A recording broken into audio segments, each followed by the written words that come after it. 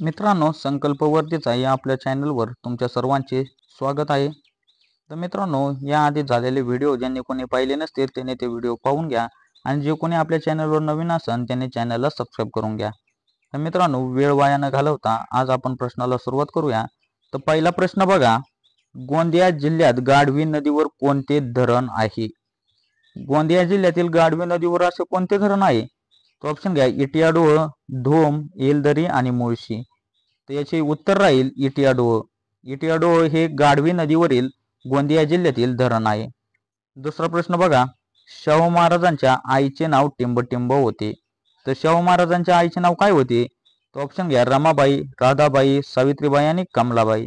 तर शाहू महाराजांच्या आईचे नाव होते राधाबाई. लक्षात राहू द्या, राधाबाई शाहू महाराजांच्या आईचे नाव होते. तिसरा प्रश्न बघा, टीव्ही वरील एखाद्या कार्यक्रमाचा TRP वाढला असे आपण म्हणतो, तर TRP म्हणजे काय? ऑप्शन घ्या, television retail point, television rating programme, television rating point आणि टेलिव्हिजन रेट पॉइंट. तर टीव्ही वरील कार्यक्रमाचा TRP वाढला असं आपण म्हणतो, तर TRP म्हणजे काय? तर टेलिव्हिजन रेटिंग पॉइंट असे TRP चे अर्थ आहे. TRP चा अर्थ काय आहे? तर टेलिव्हिजन रेटिंग पॉइंट. लक्षात राहू द्या, टेलिव्हिजन रेटिंग पॉइंट. तर चौथा प्रश्न बघा, जिल्हा परिषदेची सदस्य संख्या टिंबटिंब इतकी असते. तर जिल्हा परिषदेची सदस्य संख्या किती असते? 7 ते 17, 50 ते 75, 15 ते 25, 20 ते 35. तर जिल्हा परिषदेची सदस्य संख्या असते 50 ते 75. लक्षात राहू द्या, 50 ते 75. पाचवा प्रश्न बघा, झुमर हा नृत्य प्रकार कोणत्या राज्याचा आहे? झुमर हा नृत्य प्रकार कोणत्या राज्याचा आहे? तो ऑप्शन घ्या, आंध्र प्रदेश, गुजरात, मणिपूर आणि राजस्थान.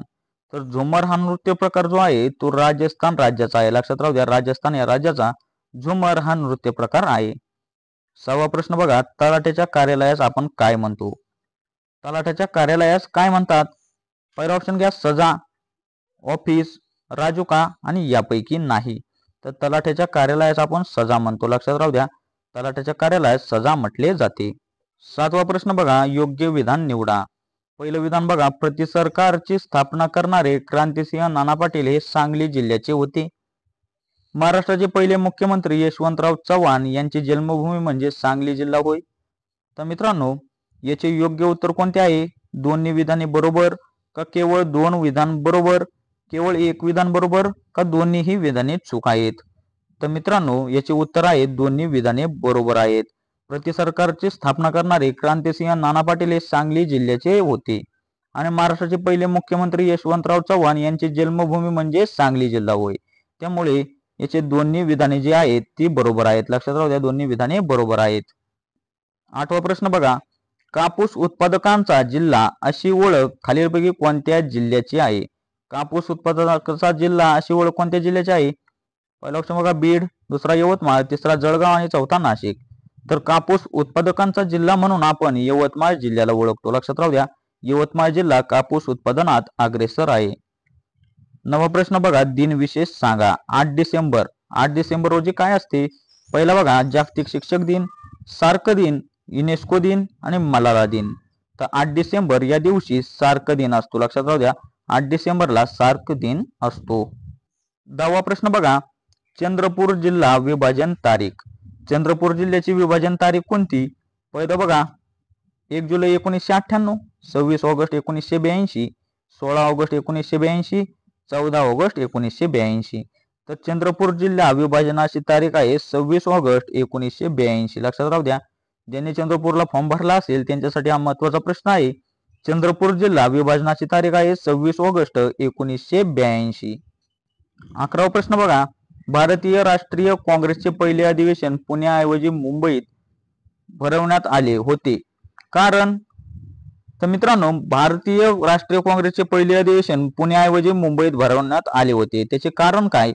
तर पहिला ऑप्शन बघा, मुंबईतील जनतेच्या आग्रहामुळे, पुणेकरांनी अधिवेशनाला विरोध दर्शवल्यामुळे, पुण्यात आकस्मिकरित्या साथीच्या रोगाचा प्रादुर्भाव झाल्यामुळे, मुंबईला आंतरराष्ट्रीय महत्त्व असल्यामुळे. तर मित्रांनो, याचे उत्तर आहे ऑप्शन नंबर 3. पुण्यास आकस्मिकरित्या साथीच्या रोगाचा प्रादुर्भाव झाल्यामुळे भारतीय राष्ट्रीय काँग्रेसचे अधिवेशन पुण्याऐवजी मुंबई येथे भरवण्यात आले होते. 12वा प्रश्न बघा, डॉक्टर पंजाबराव देशमुख कृषी विद्यापीठाचे ठिकाण असलेले अकोला शहर कोणत्या नदीच्या तीरावर आहे? तर अकोला जे शहर आहे ते कोणत्या नदीच्या तीरावर आहे? ऑप्शन बघा, अरुणावती, शहानूर, मोरणा आणि इरई. तर डॉक्टर पंजाबराव देशमुख कृषी विद्यापीठ अकोला या ठिकाणी आहे आणि अकोला हे जे शहर आहे ते मोरणा या नदीच्या तीरावर वसलेले आहे. लक्षात राहू द्या, मोरणा नदीच्या तीरावर अकोला शहर आहे. 13वा प्रश्न बघा, तलाठ्यावर कोणाचे नियंत्रण असते? तलाठी जो असतो त्यांच्यावर कोणाचे नियंत्रण असते? तर पहिला ऑप्शन बघा, जिल्हाधिकारी आणि नायब तहसीलदार, मंडळ अधिकारी आणि तहसीलदार, जिल्हाधिकारी आणि तहसीलदार का यापैकी नाही? तर तलाट्यावर नजीकचे नियंत्रण जे असते ते मंडळ अधिकारी आणि तहसीलदार यांचे असते. ऑप्शन नंबर 2 आपल्या प्रश्नाचे उत्तर राहील. 14वा प्रश्न बघा, फुलांचा अभ्यास करणारे शास्त्र म्हणजे टिंबटिंब. फुलांचा अभ्यास करणारे शास्त्र कोणते? पहिलं बघा option floriculture, horticulture, aquaculture, agronomy. तर मित्रांनो, फुलांचा अभ्यास करणारे शास्त्र म्हणजे फ्लोरिकल्चर. लक्षात राहू द्या, त्यामुळे आपले ऑप्शन नंबर 1 बरोबर राहील. फुलांचा अभ्यास करणारे शास्त्र म्हणजे फ्लोरिकल्चर. 15वा प्रश्न बघा, उच्च न्यायालयाच्या न्यायाधीशांची नियुक्ती कोणाद्वारे केली जाते? उच्च न्यायालयाचे जे न्यायाधीश असतात त्यांची नियुक्ती कोणाद्वारे केली जाते? पहिला ऑप्शन बघा, राष्ट्रपती, पंतप्रधान, कायदा मंत्री, सरन्यायाधीश. तर उच्च न्यायालयाच्या न्यायाधीशांची नेमणूक जी असते, नियुक्ती जी असते ते राष्ट्रपतींच्या द्वारे केली जाते. लक्षात राहू द्या, राष्ट्रपती हे आपले योग्य उत्तर राहील. 16वा प्रश्न बघा, महाराष्ट्र पशु व मत्स्य विज्ञान विद्यापीठ कोठे आहे? एकदम इम्पॉर्टंट असा IMP हा प्रश्न आहे. याआधी कित्येक वेळा भरतीला हा प्रश्न विचारलेला आहे. तर महाराष्ट्र पशु व मत्स्य विज्ञान विद्यापीठ कोठे आहे? पहिला ऑप्शन बघा, नागपूर, दुसरा रत्नागिरी, तिसरा अकोला आणि चौथा मुंबई. तर महाराष्ट्र पशु व मत्स्य विज्ञान विद्यापीठ जे आहे ते नागपूर या ठिकाणी आहे. लक्षात राहू द्या, नागपूर या ठिकाणी महाराष्ट्र पशु व मत्स्य विज्ञान विद्यापीठ आहे. 17वा प्रश्न बघा, राज्यघटनेतील समाजवाद हा शब्द कोणत्या देशाकडून घेण्यात आला आहे? तर राज्यघटनेतील समाजवाद हा शब्द कोणत्या देशाकडून घेतला आहे? पहिला ऑप्शन बघा, इंग्लंड, रशिया, अमेरिका आणि फ्रान्स.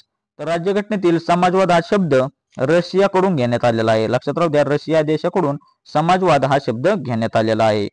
18वा प्रश्न बघा, 1905 मध्ये बंगालच्या फाळणीची घोषणा टिंबटिंब यांनी केली. तर कोणी 1905 मध्ये बंगालच्या फाळणीची घोषणा केली होती? पहिला ऑप्शन बघा, लॉर्ड आयर्विन, दुसरं लॉर्ड कर्झन, तिसरं लॉर्ड वेव्हेल आणि व्हॉइसरॉय डफरीन.